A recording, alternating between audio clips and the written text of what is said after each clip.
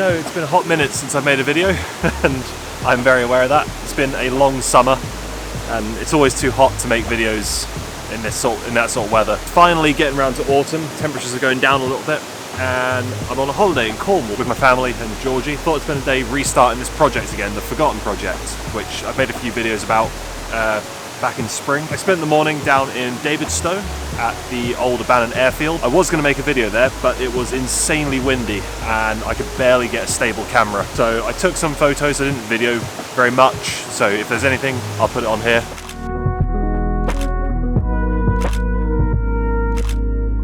Maybe I'll go back at some point in the near future, maybe in November. I'm going to hopefully do another trip up here. Right now, I am at Rocky Valley, which is sort of between Tintagel and Boscastle, and behind me, this is an old abandoned wool mill, I believe.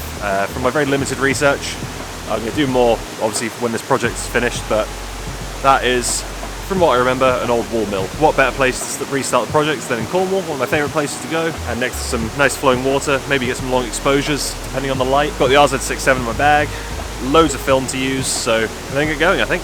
So, yeah, right, let's go.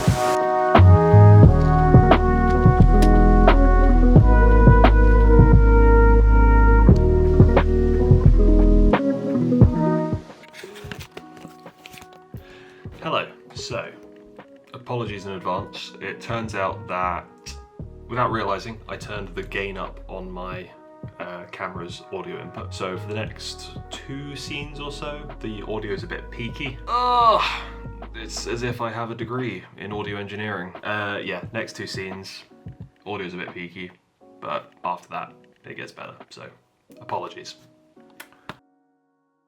So I wasn't recording at all there. I just loaded some Kodak Gold. I thought Kodak Gold because it's 200 speed, which should be absolutely plenty for what I need. The light's a bit up and down, and I know Gold's quite flexible. So, and also because the trees are currently this nice golden green colour, and I really like the colour tones on Gold at the moment.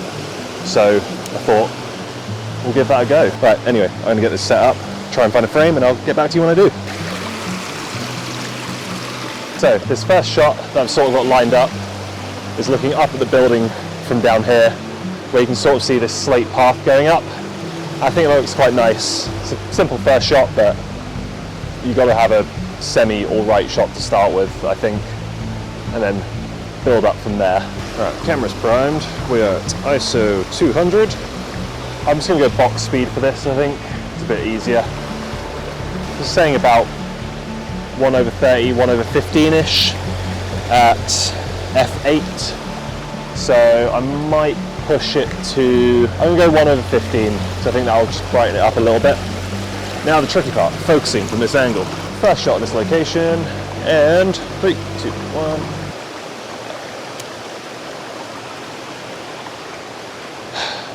Right. And all of you know exactly what I've just done there.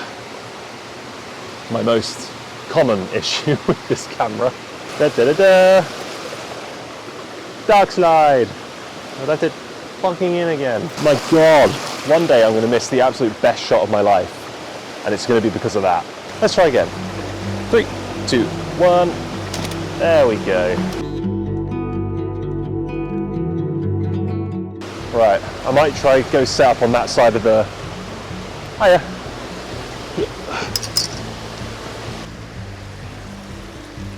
So with this next shot, I have to be a little bit quicker because this is getting busy now.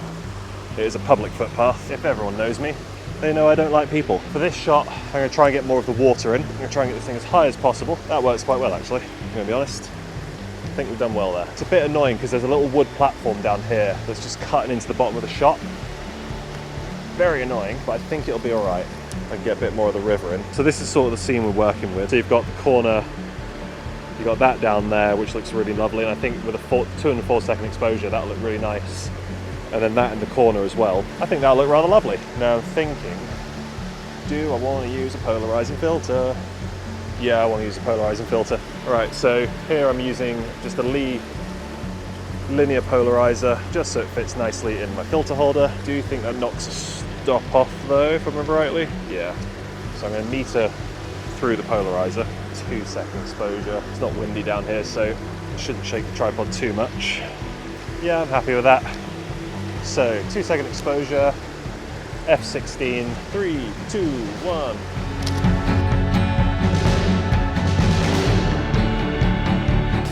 Lovely.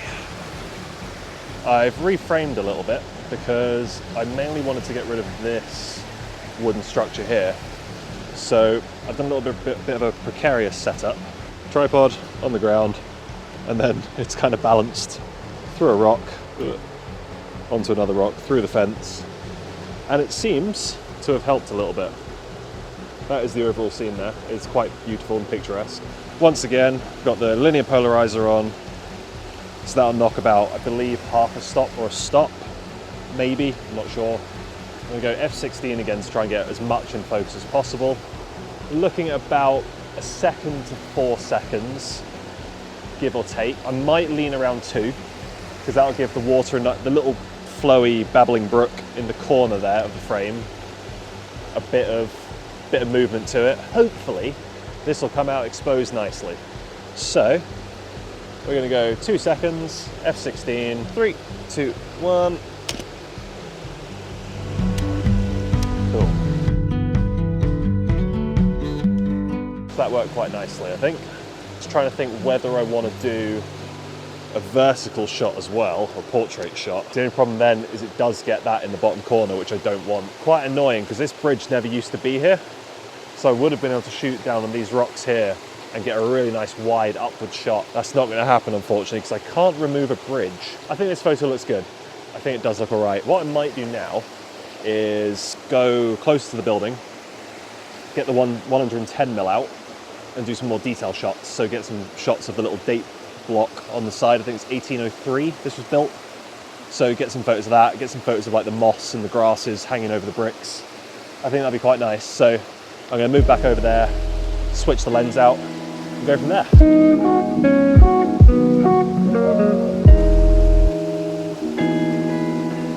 Move location now, and I'm going to try and get some more detailed shots. Switched over to the 110mm, which is about a 55mm equivalent. So first and foremost, I'm going to get a photo of this little date brick, I think they're called, I can't remember the exact name of them, but it says CB 1813. So I was 10 years off when I said it earlier, but I'm going to try and get some details of that because it just solidifies like how old this thing is. And I think it's really nice to get overall shots like I did earlier, like the overarching shots from the bridge, but then coming a bit closer to get the detail work of the bricks, windows, the little doorways. I think it's a really nice way to just build like a scene rather than just getting like an overarching overall shot. Yeah, I'm gonna try and get a nice photo of this. So I'm gonna start framing up now and we'll see what we come with. I think that already looks quite a nice frame. I had a very brief look while I was off camera, but it's just wide enough to sort of keep everything in frame, but I might move it a little bit closer forward. Right in the mud, lovely. Right, let's meter, see what we're working with. Say about 15 per second. So I think I'm gonna go F4 with this one. I can actually remember this time. The dark slide is now out. 3, 2, 1. So how many shots have we got left? I've got 5 more shots. I'll have a little scout around, see what I think.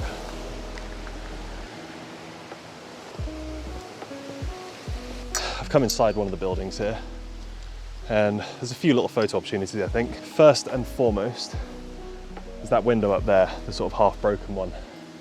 I think that looks really, really nice with the trees behind it and the light coming through it that way. I'm gonna stick with the 110 for this one. And there's a few other little bits and pieces in here that I think the 65 will be a bit more suited for.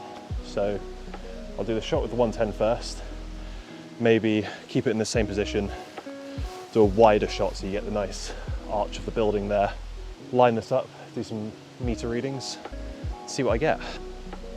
Already, that looks super, super nice. I'm tempted. Part of me really wants to go nice and shallow depth of field, so like F4, and only get that bit in really nicely exposed and have the background a bit more blown out. I think I do have to do shallow depth of field because I think that the trees in the background are going to be a bit too busy.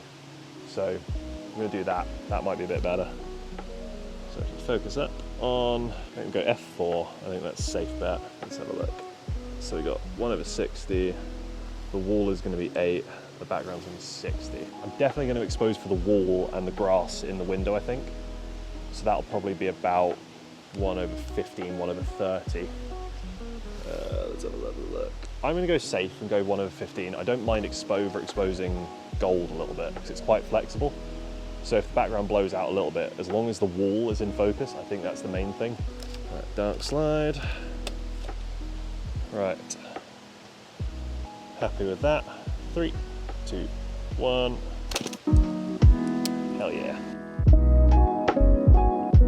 Right, and now, keeping this in the same position, I'm going to switch to the 65.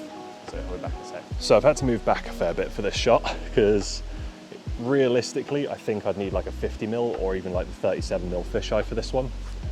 But the 65 will have to do. I've moved as far back as I physically can in this little building.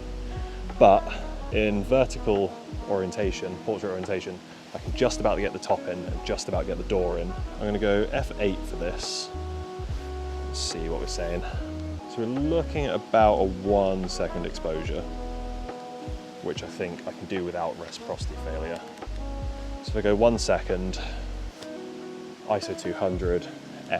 I think that's just enough to get everything in focus that I want, and maybe even a little bit of movement from the river in the bottom there, because you can kind of just see it in the bottom corner, which would be quite nice. 3, 2, 1.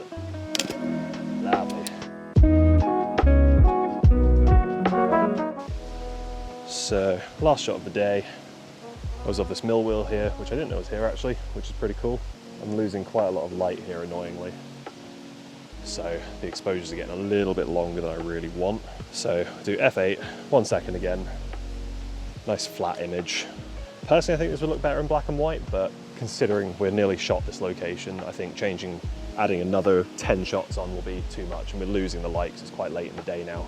So I think that'll just waste a load of film, which I don't want to do because film's expensive. Last shots, 1 second exposure, f8, 3, 2, 1. Cool. But you know what, actually I've just framed this quite nicely. Screw it, let's just do a throwaway shot. This could be the best shot of the day. 3, 2, 1. There we go.